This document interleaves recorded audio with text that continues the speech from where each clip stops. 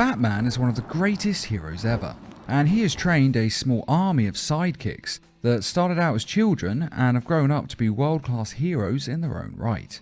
And it comes as no surprise that when you teach the next generation everything that you know, that they may end up surpassing you.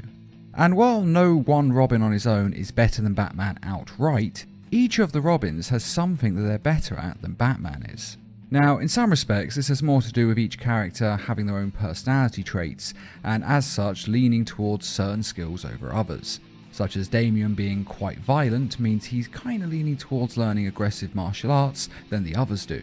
But still, each Robin does have one thing or more that they're better at than Batman is. And this video is going to take a look at how the Robins surpass Batman. Tim Drake. Smarter. Batman has a genius level intellect, it's true. But Tim has an even more ingenious level intellect, and this has been shown in a lot of ways. For example, in the game Arkham Knight, it's Tim Drake who is working on figuring out the top secret cure for the Joker turning disease. He's doing it because, basically, he's smarter than Batman, and he's able to work out the science better than Batman is, so that's why he's there. He is of course a sidekick, I know, but it's also the fact that he just knows what he's doing more. And in the comics, he's actually created greater contraptions than Batman. One thing that comes to mind in particular is when he designed a new HQ that was so advanced that the building was actually able to heal itself. When the windows were broken when the place was attacked, machines and computers came out and replaced them and performed repairs to make the place as good as new. In fact, he's so smart that he even considered giving up the vigilante lifestyle to go to university, as Tim Drake feels that he may actually save more lives with science than he can as a hero. And to be fair, he probably would, but it's quite unlikely that DC Comics are going to give up the character of Red Robin anytime soon. And Batman has even said before that more so than any of the other Robins, Tim Drake is the detective. He's the one who wants to surpass Batman as a detective and become the best in the world. And that day may have already arrived. In fact, when Batman was killed, it was Tim Drake who was able to work out that he was still alive, and he was able to look into it and investigate and find Batman and find a way to save him. And while some might say that he hasn't surpassed Batman as a detective yet, he has most likely surpassed him in intellect. It's hard to tell and it's hard to gauge in these things, because let's face it, in different versions some of them are smarter and some of them are dumber. But on the whole, Tim Drake is ingenious, and I would say that he is smarter than Batman. Dick Grayson. Better acrobat. Now, Dick Grayson is not only a better acrobat than Batman, he's actually better than anyone else on the planet, short of those with superpowers of course. He's more skilled than anyone in the world of DC, and he is one of only 3 people who are capable of doing a quadruple flip. Now, this is an insanely difficult trick that is actually possible in the real world, though very few people on the planet can do it, as it is extremely dangerous. And a lot of people have attempted the feat and actually broke their necks, and some of them have died from this, and some have become paralysed. So, like I say, it's very difficult to do. But Dick Grayson is so good that he is able to do this whenever he wants, though Batman, it seems, cannot.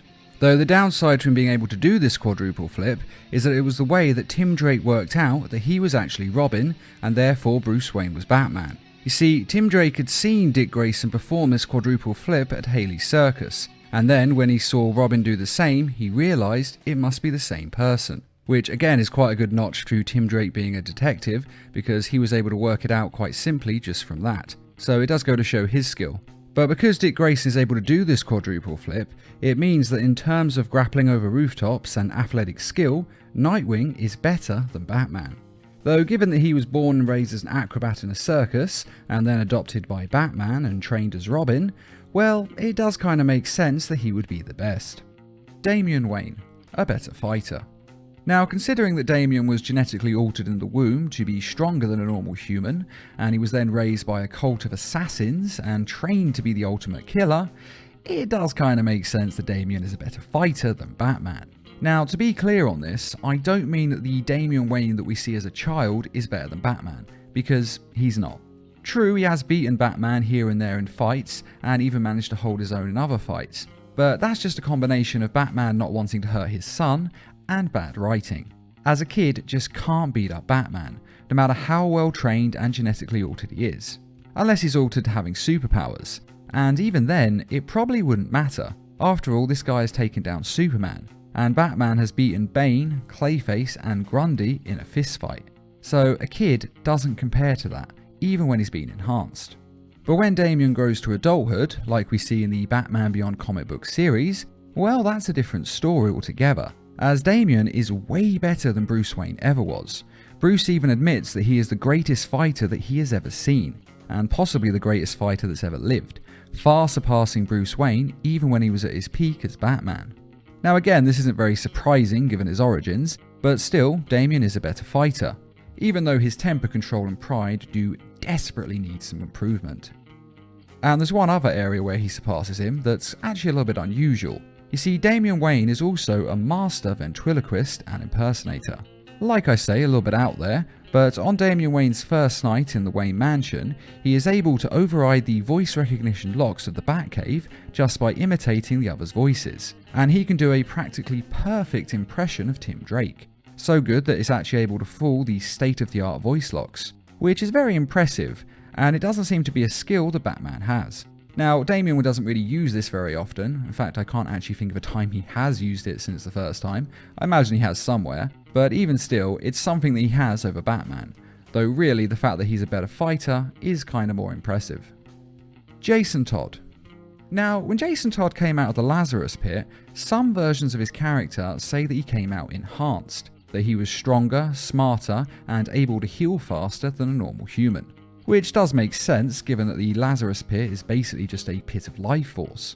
So he does have this over Batman to begin with, depending on the version of Jason Todd we're talking about. But the skill I think Jason has that is superior to Batman is his willpower and determination. Now I know that may seem unlikely since we're talking about Batman after all, but let's look at the facts. After Jason returned from the grave and went in the pit, he wanted to take down the Joker and even Batman for not avenging him. But he didn't want to just go against Batman then, because Batman taught him everything he knew and would easily be able to take him down. So instead, he travelled the world learning all the martial arts he could, just as Batman did, and then planned to take over the crime of Gotham, as was shown in the film Batman Under the Red Hood. And he did become a crime lord in Gotham and took control of most of the gun trafficking and drug trade, even muscling out Black Mask, who is the most powerful criminal in the city at this point. And in the Arkham Knight video game, he managed to organise all of the villains of Gotham, get them to give him $3 billion, and then use it to hire and train his own army, complete with tanks, air support, and all the high-tech armour and guns that you could buy. And he is able to take over Gotham because of this. You see, Jason Todd has an amazing ability to plan and carry out that plan. And unlike a lot of the Bat family, he's not afraid to do what needs to be done. And this is why I say that his willpower and determination is so great, because he's able to do things that very few people on the planet could. And this is because he's able to focus on what he wants to do and what he wants to happen, and then he makes it a reality, through sheer determination and willpower. And even if this willpower and determination isn't greater than Batman's, it is at least on par with it. But there is one other thing that to my mind proves that he has greater determination than Batman, and that is that he doesn't see the world as so black and white. And by that I mean that Batman has said before that he would like nothing more than to kill the Joker. But the problem is, if he kills the Joker, then he'll go and kill the Penguin, the Riddler, Bane, Two-Face, and so on through his rogues gallery, because he won't be able to stop himself from killing them all. And the only way to stop him from going kill crazy is to just not kill anyone. And that's why he has his no killing rule. Whereas Jason Todd is able to kill those who needs to be killed and spare others. Basically, he actually has more self-control than Batman. He has more control over his personality and doesn't give in to his rage in the same way.